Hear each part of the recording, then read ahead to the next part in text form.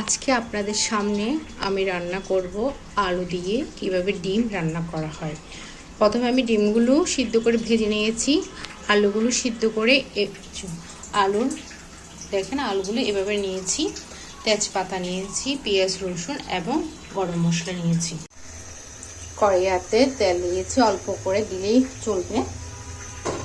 এরপরে আমি প্রথমে গরম মশলাগুলো দিয়ে দেব। হালকা গরম হলে পেঁয়াজ রসুন দিব।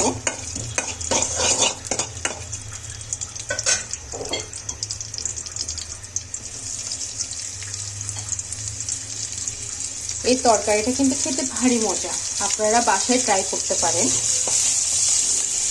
কম সময়ে সুস্বাদু একটা খাবার।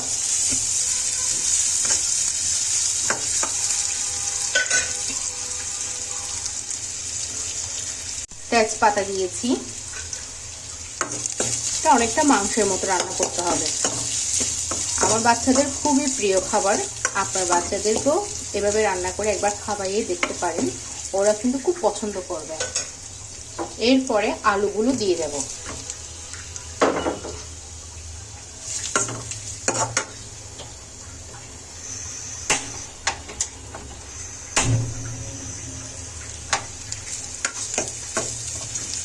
আলুগুলো একটু লাল হয়ে আসার জন্য একটু সময় লাগবে।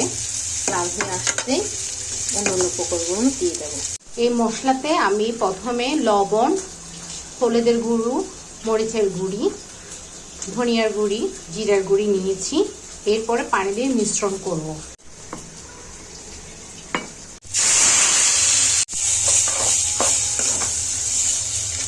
আসলে তরকারিতে লবণ, মরিচ, হলুদ যার যার পছন্দ মতো স্বাদ মতো দিতে হয়। এটা আসলে পরিমাপ করা যায় না, এক এক মানুষ এক এক রকম পছন্দ করে। এরপরে আমি ডিমগুলো দিয়ে দেব।